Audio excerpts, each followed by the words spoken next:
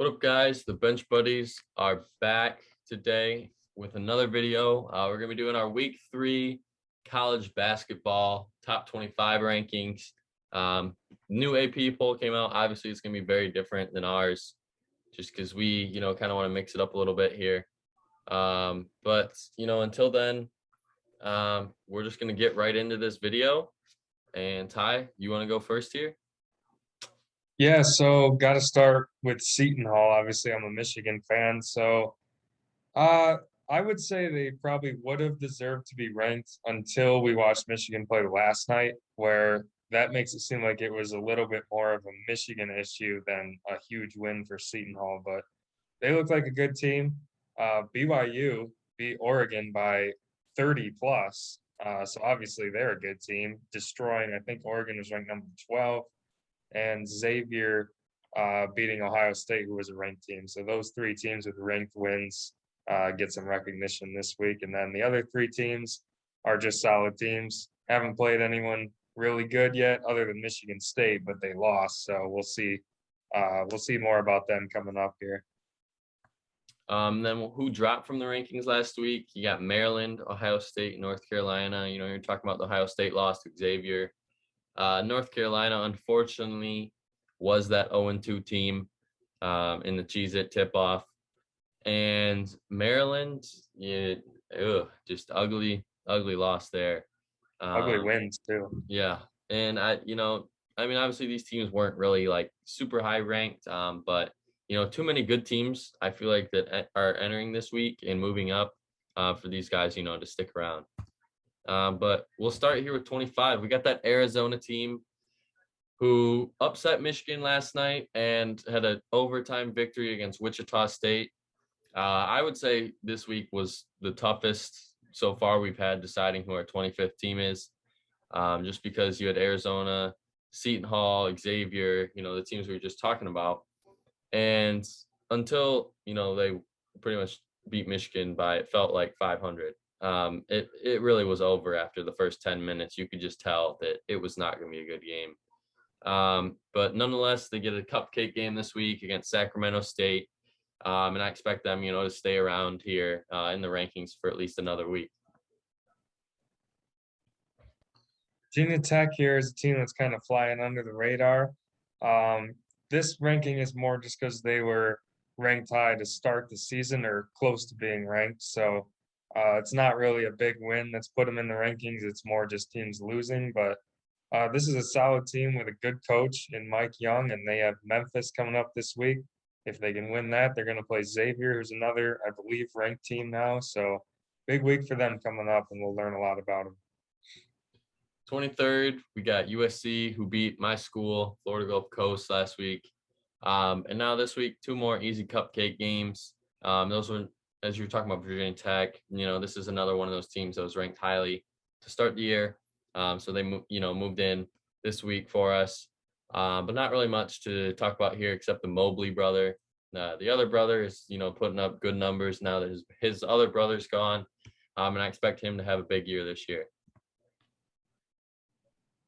All right, now we got the Gators still just checking in because of their win over Florida State, where they really just dominated that game. So this week, got an easy game in Cal, who's not a very good team, even though they're a Power 5 team. But then Ohio State or Seton Hall, two pretty good teams there. So a win there, and they could easily move up in our rankings. But this is a team that's surprising some people. Weren't thought of too highly to start the season, but they're a good team.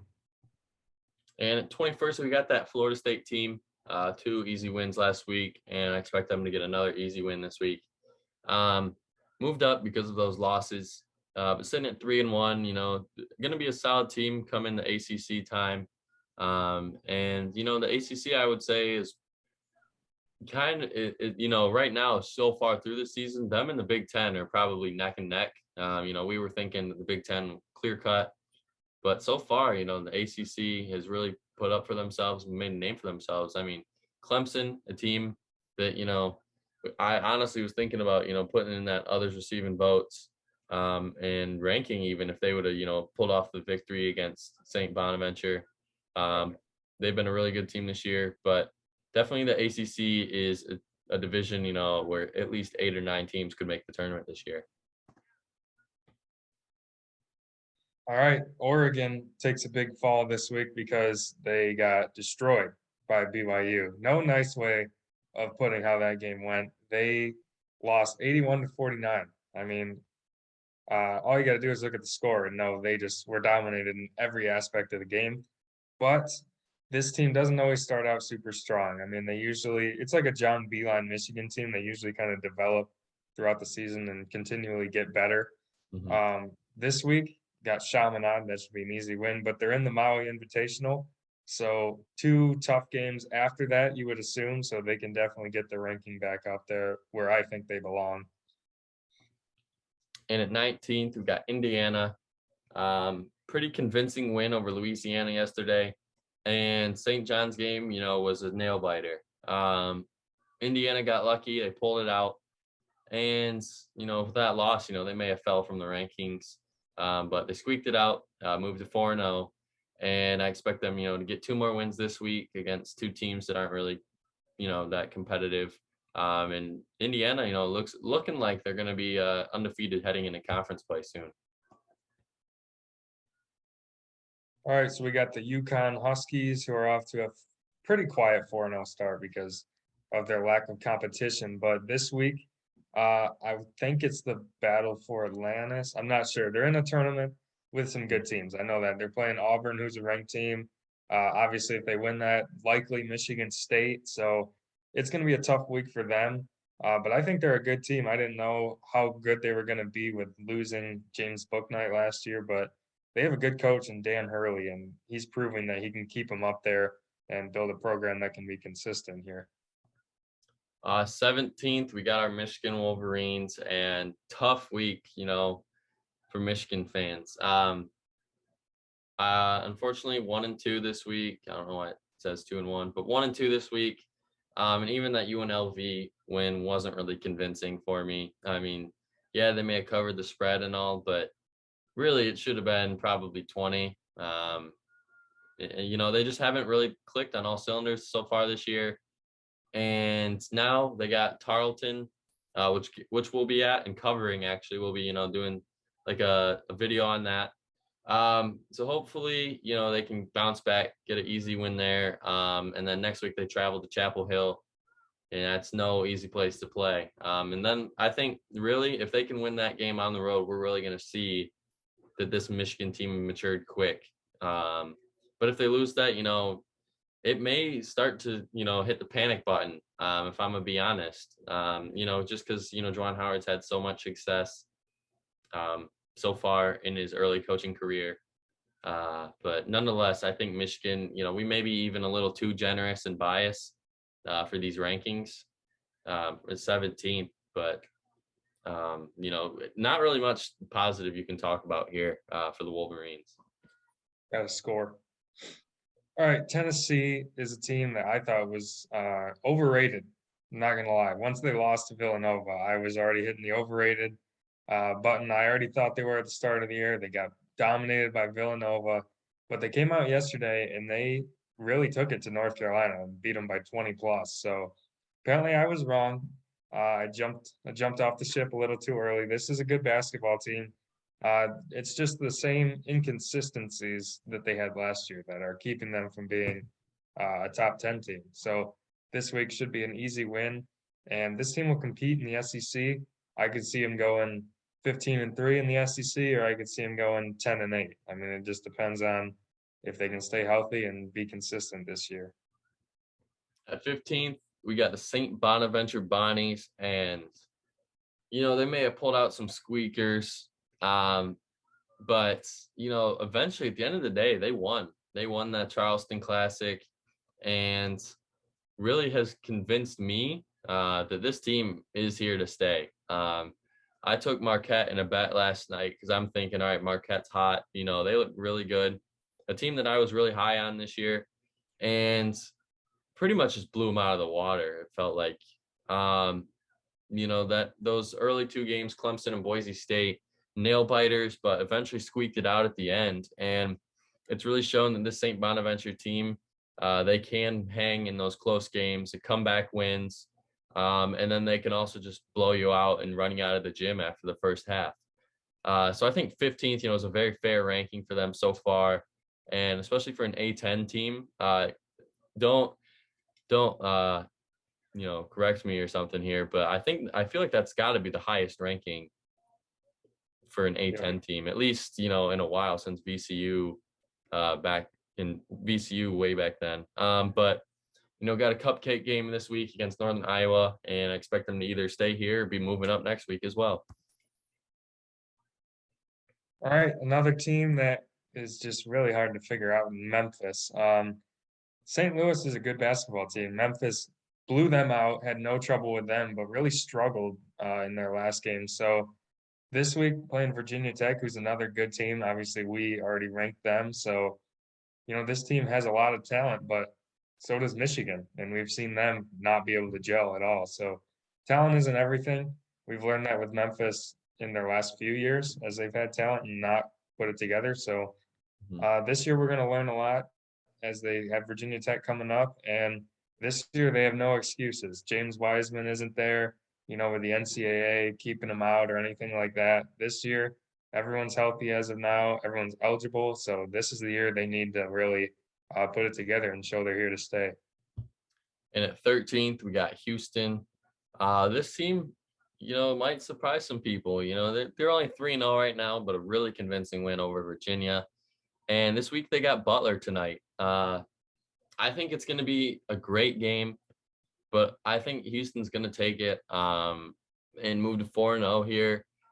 And definitely an interesting team to look out for, as the year progresses, because we saw last year that this Houston team was really good. And, I think they're looking to run it back, same performance. Will they be able to? Only time will tell. But I think 13th, is a very fair ranking for the Cougars so far. All right, Arkansas is another interesting team. They're kind of like Memphis. I mean, they have a lot of talent, but they've been kind of all over the place in their first two games. They're putting up a lot of points and giving them right back on the other end. Struggled for a while to put away Northern Iowa, but this week, I know they go to Kansas State, but that program is just really in shambles right now. So that should be a pretty easy game. And then Penn should be another easy one. So they should be 4-0. This is another team that can compete for the SEC. I think there's four teams at the top of that conference. Arkansas is one of them, so we'll see if they can get it done. And 11th, we got Illinois, and you're like, why is Illinois at 11? They lost a huge game against Marquette. Well, Marquette is surprisingly really good, after we saw in the tournament there. And, they had to go on the road. So then it got me thinking, I had to give them the benefit of the doubt here, going on the road to a team that's hot and unranked. So they didn't really fall too much. But Cincinnati will be an interesting game. The team that's undefeated so far, I think they're 5-0, I believe. And I don't know. I'm not really liking this matchup for Illinois. You and I were both big on this Illinois team, but they really haven't lived up to the expectations so far in the first three games that we thought they would. Maybe a little bit of an early overreaction there. But I guess we're really going to see when they play Cincinnati and then a cupcake game against UT Rio Grande. But nonetheless, they should at least walk away with a win this week and possibly two. All right, the always interesting Kentucky here. They're kind of in their stretch here. They play in that Champions Classic, and then they just have this about month-long stretch where they're not really playing any good teams before they kind of ramp it up in December. But Ohio is a pretty good basketball team. They don't really get the credit they deserve, but you got to remember they were pretty close to making the Sweet 16 last year. So that's a good team that they beat. But I look for Kentucky to just kind of find their groove here. I mean, they have some returning players that they don't usually get. So I think this team is here to stay in the top 10, and they'll start to prove it here soon. At 9th, we got Texas. And this Texas team, really responded well after the Gonzaga loss. You could say they're easy teams, but, just a big loss like that, could derail a program for at least a few games. And now they're 3-1. I really couldn't move them up just because pretty easy games, and no one really up above them did anything spectacular. But they got California Baptist this week, pretty easy game, and I expect them to move 4-1.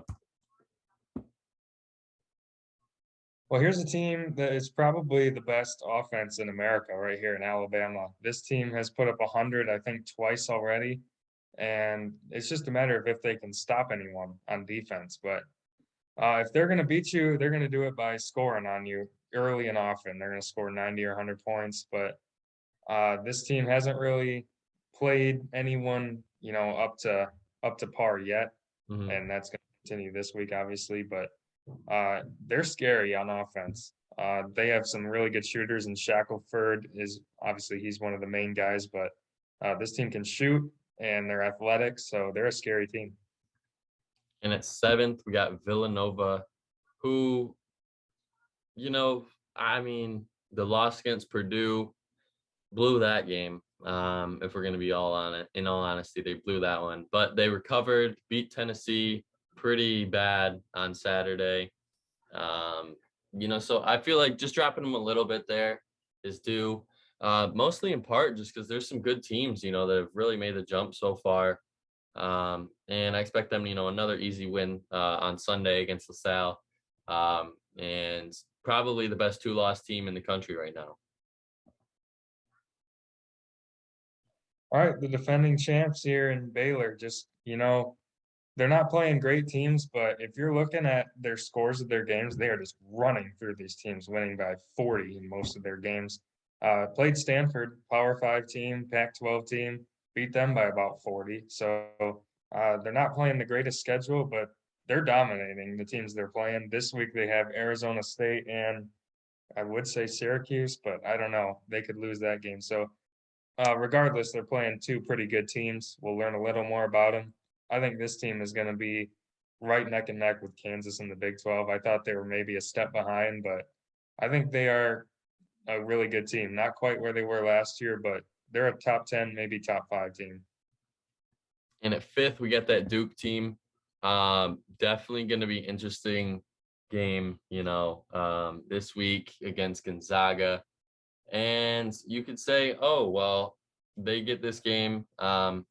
It's in a challenge, whatever. But neutral site, I think Gonzaga is going to, win most of the arena, just because it's in T-Mobile out there in Vegas, I believe.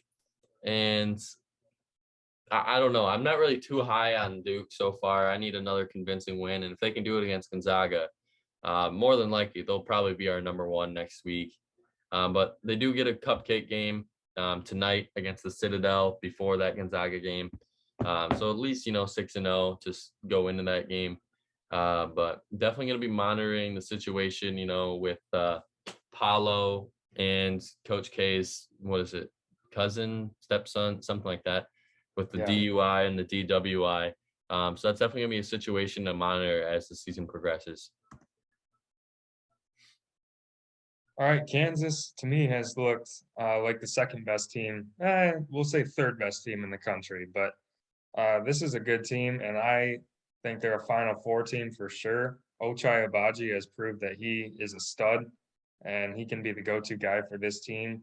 And then you have Jalen Wilson, you have McCormick, you have a bunch of talent on the roster, and they just go so deep, it feels like, where they can just run 9 talented guys out there and not really miss a beat. So they have the win over Michigan State, which is a good win. Haven't really played a highly ranked team yet, but from what I've seen out of Kansas, they're going to be a top 5 team for a majority of the season. So this is a team that's going to be here to stay for sure.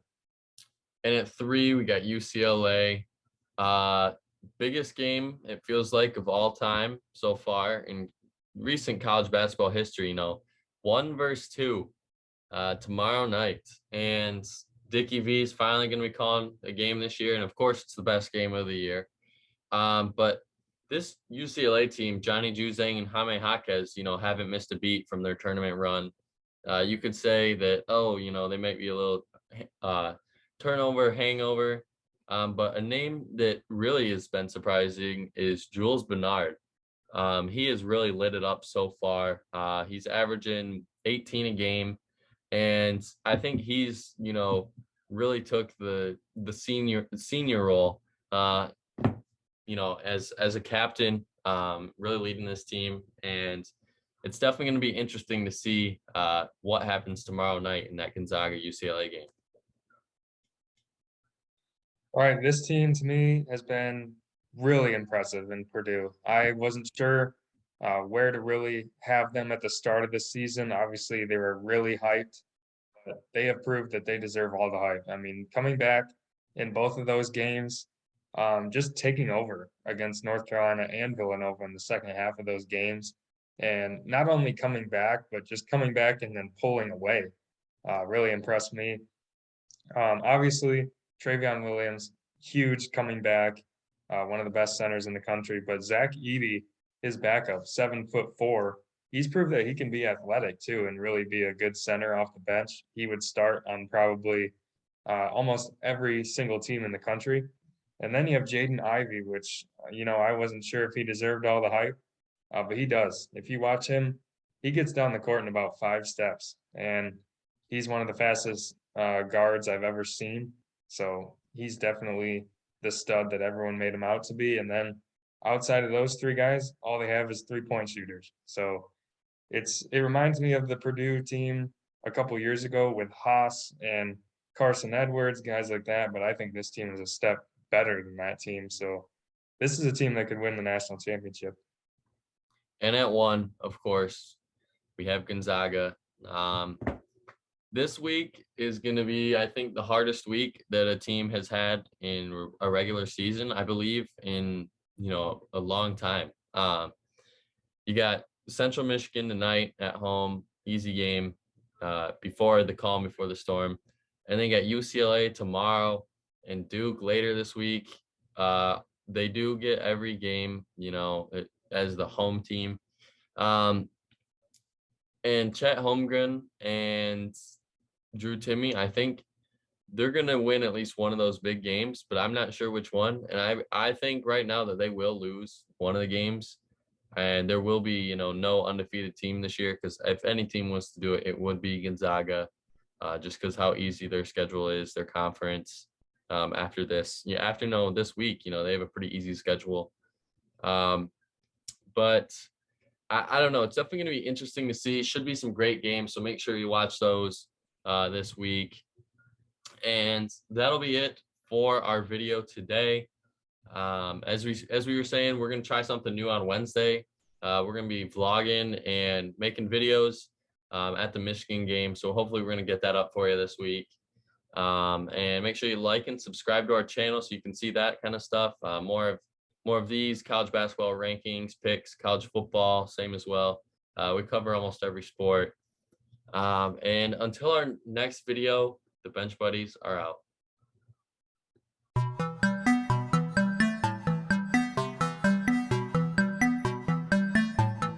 She never called back.